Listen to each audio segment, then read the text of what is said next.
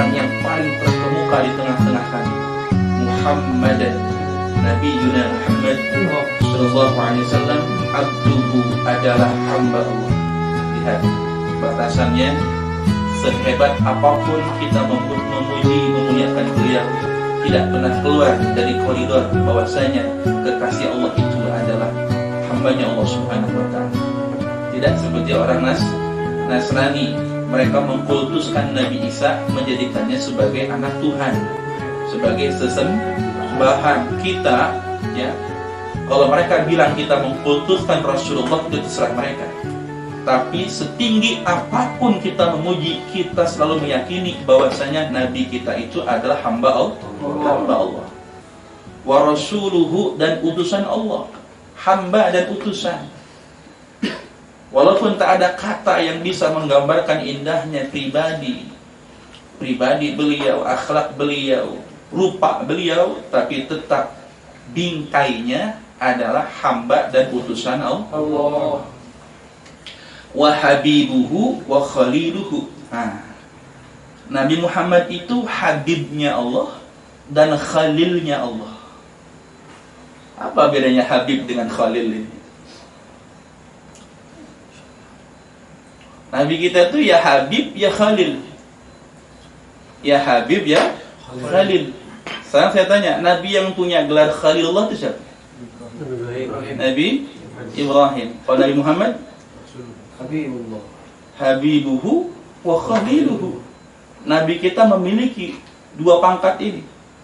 Habibuhu wa khaliluhu. Nabi Ibrahim Khalilullah, tapi tidak disebut sebagai Habibullah.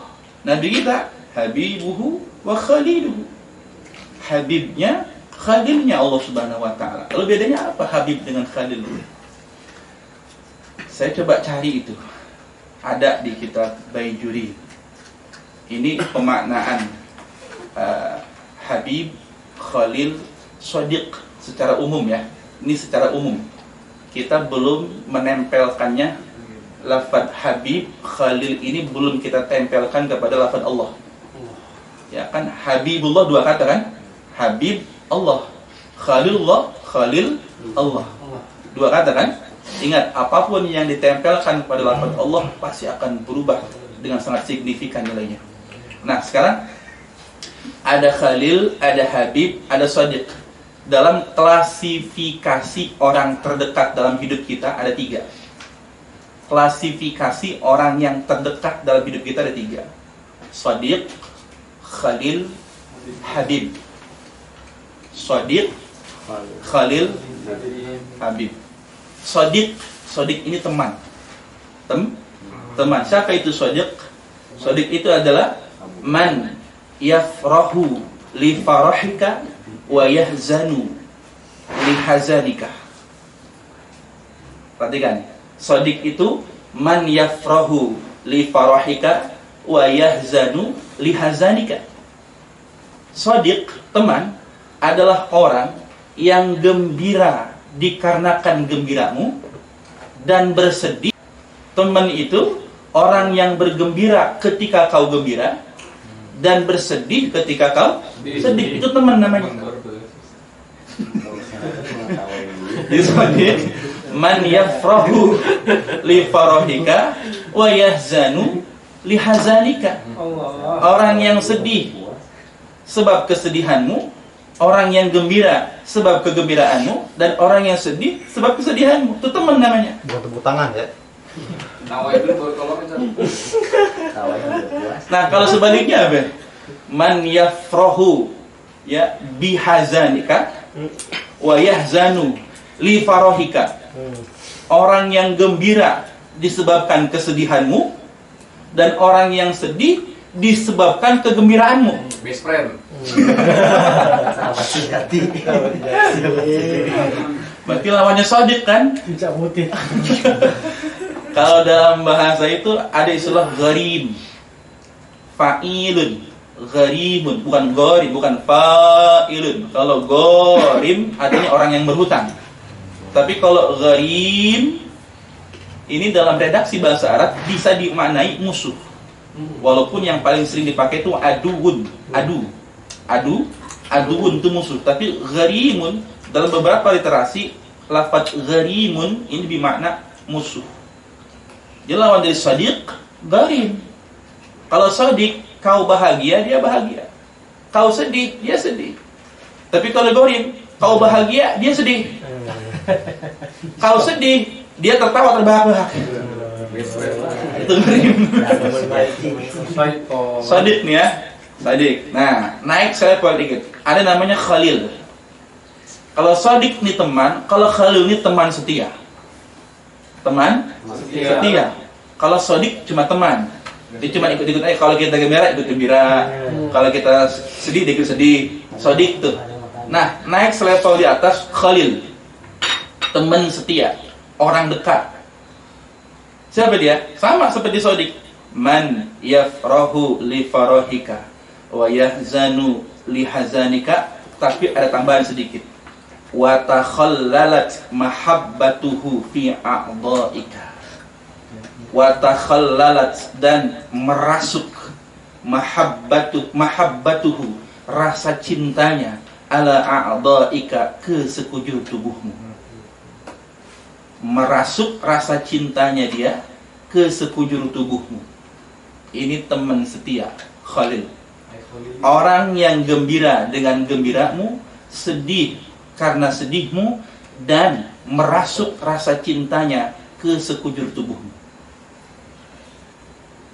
Berarti orang ini, ya, orang ini nggak rela kalau ada apa-apa kepada kita. Iya kan? Rasa cintanya dia merasuk ke tubuh kita.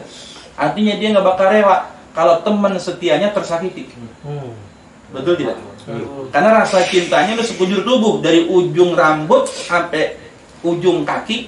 Tuh Khalil, dia rasuk tuh, merasuk cintanya. Makanya nggak rela kalau tersakiti. Teman setia itu yang begitu.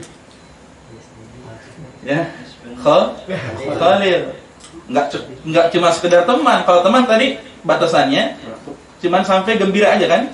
Gembira ikut gembira, sedih ikut sedih. Udah teman sih itu. Tapi kalau teman setia, orang dekat, nggak sampai di situ. Ada tambahannya. Rasa cinta dia merasuk ke sekujur tubuh. Maka dia nggak rela kalau kamu tersakiti. Nah, ada lagi di atas itu. Oh, saya nih. Ada lagi di atas itu. Nah, kalau Habib di atasnya sama seperti Sadiq dan Khalil, sama seperti Khalil maksudnya. Akan tetapi untuk Habib ada tambahannya. Kalau Khalil tadi man yafrahu, orang yang gembira dengan gembiramu, orang yang sedih dengan kesedihanmu, dan rasa cintanya merasuk ke sekujur tubuhmu, ada tambahannya untuk Khalil. Wa yufdika bimalahu.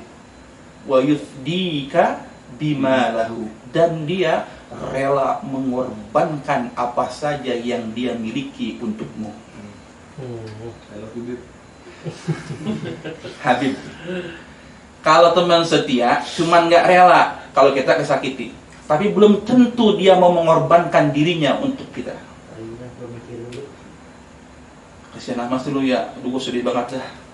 Tega amat seorang nyakitin lu, sedih. Ya, apa? Nggak terima. Tapi belum tentu dia rela mempersembahkan segalanya untuk orang yang dia cintai itu.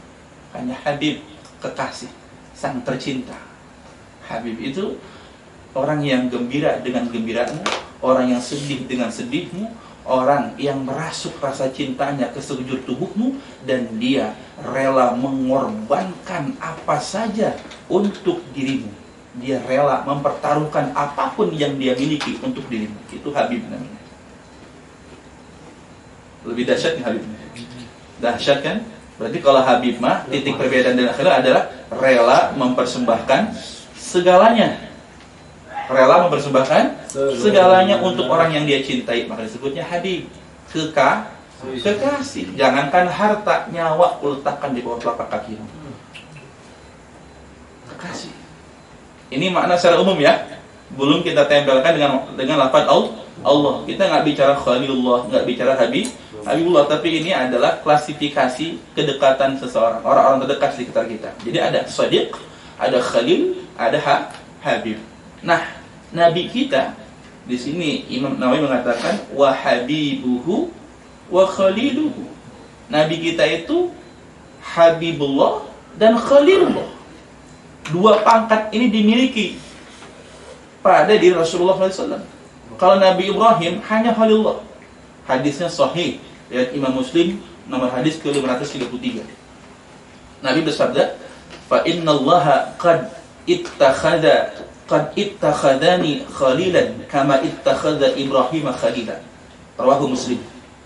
Maka sungguhnya Allah Subhanahu wa taala telah menjadikanku khalil kama ittakhadha Ibrahim khalila, sebagaimana Allah telah menjadikan Nabi Ibrahim sebagai khalil. Perhatikan baik-baik. Nabi dalam hadis riwayat Muslim mengatakan, sesungguhnya Allah telah menjadikan aku khalil sebagaimana Allah menjadikan Ibrahim sebagai khalil.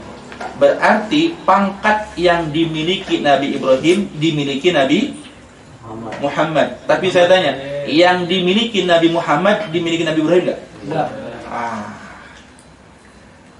Ini maksud hadis itu.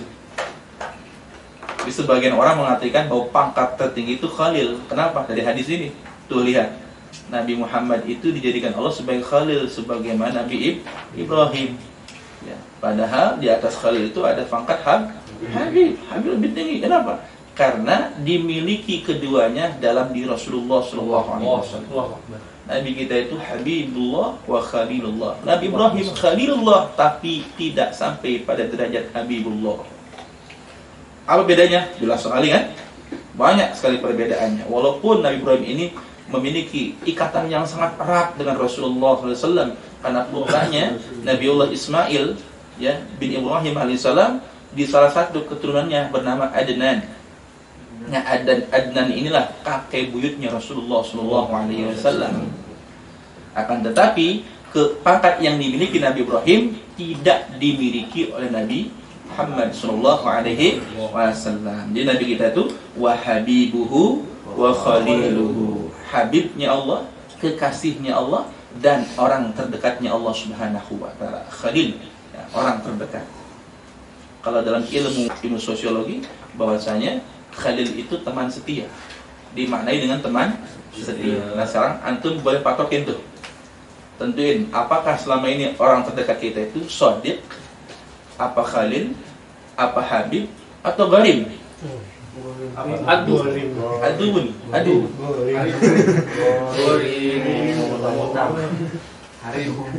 Inna syaitana aduwwum mubin.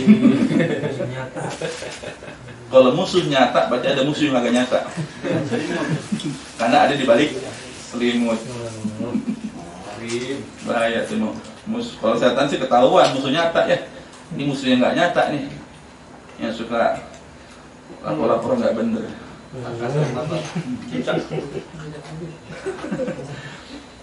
Baik, lanjut yuk. Afdalul makhluqin. Ya Allah, ini mukadimahnya Imam Nawawi itu bagus banget ya. Kelihatan betul ini tata bahasanya indah sekali. Afdalul makhluqin. Nabi kita itu adalah afdalul makhluqin, makhluk yang paling utama di antara seluruh makhluk. Tetap saja makhluk ya, koridornya tetap makhluk, tapi makhluk yang paling sempurna, paling utama di antara seluruh makhluk. Al-Mukarramu, Nabi kita itu yang dimuliakan, bil Qur'anil Azizi, dengan Quran yang agung, al-mu'jizati, yang menjadi mu'jizat, al-mustamirrati, yang berkelangsungan, al-mustamirrati, yang berkelangsungan, mukjizat yang berkelangsungan, mukjizat yang tak pernah terputus. Sampai kapan? Ala ta'aqubis sinin, pada perputaran tahun, pada perputaran waktu dan tahun. Al-Quran ini adalah mukjizat mustamirrah, mukjizat yang terus berlangsung sampai pada perputaran akhir masa. Artinya kemukjizatan Al-Quran berlangsung sampai hari kiamat. Dan ini adalah mukjizat terbesar, karena tidak ada mukjizat yang tersisa kecuali Al-Quran. Betul? Betul. Nggak ada mukjizat. Nabi mengeluarkan air dari sela-sela jarinya, itu mukjizat. Udah nggak ada lagi airnya. Betul? Nabi kita membelah bulan, sudah tak ada lagi. Mungkin hanya ada bekasnya saja. Ya, kalau mau jujur tuh orang-orang NASA, bulan itu pernah terbelah. ada garis vertikal ya yang jelas sekali terlihat dengan teleskop itu bahwa membuktikan bulan itu pernah terbelah. Ya. Wan syaqqatil qamar. Allah sudah bersumpah wan syaqqatil qamar, dan terbelahlah bulan itu. Ya. Dan itu nggak berlangsung sampai sekarang, tapi Quran dijamin oleh Allah akan terus berkelanjutan sampai hari kiamat. Itu adalah mukjizat terbesar yang dimiliki Nabi kita Muhammad SAW. Selain itu, beliau pun oleh Allah Subhanahu wa taala dimuliakan dengan bisunnahil mustanirah. Selain dengan Al-Qur'an, mukjizat yang mustamirah, beliau pun dimuliakan dengan bisunnani al-mustanirah, dengan sunnah-sunnah yang menjadi sumber cahaya, mustanirah, yang menjadi sumber cahaya. Masya Allah. Mustanirah, sumber cahaya. Buat siapa? Lil mutawakkilin. Bagi orang-orang yang tawakal, bukan. Lil mustarsyidin. Sini.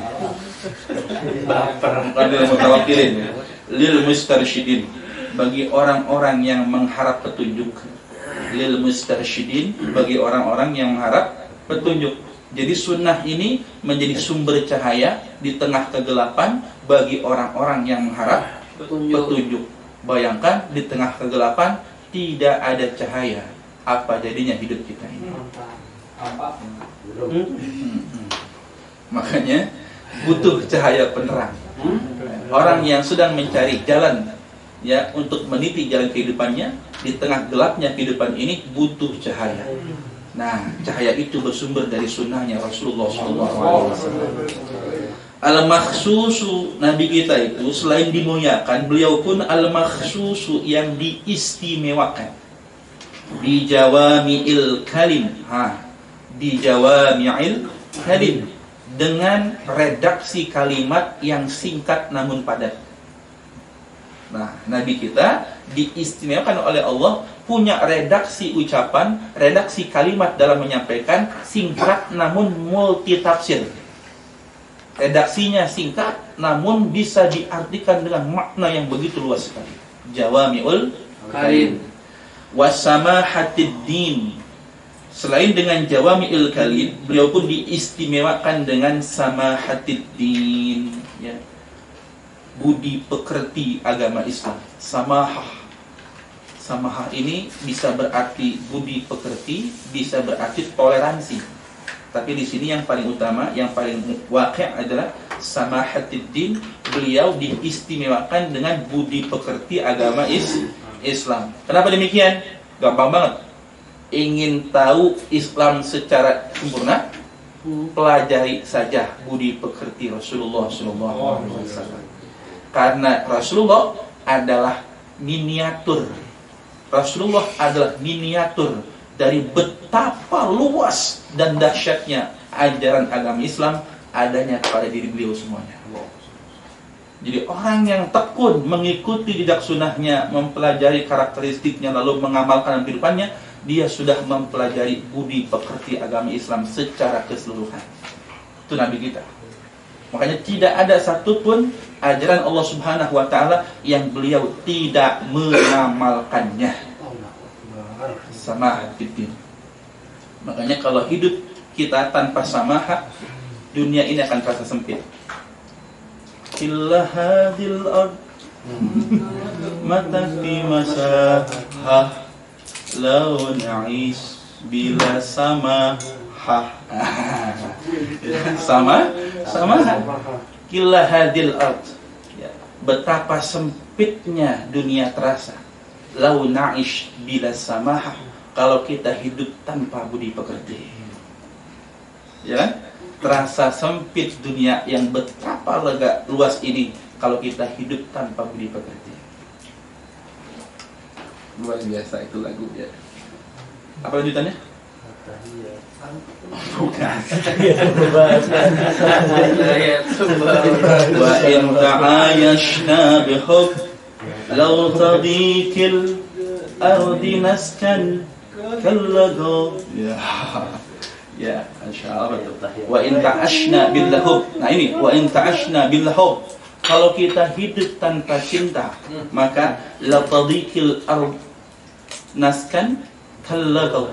Maka kalau kita hidup dengan cinta, ingat dengan cinta. Wa in ta'ashna bihub. Kalau kita hidup dengan cinta, maka dunia sempit pun terasa lega.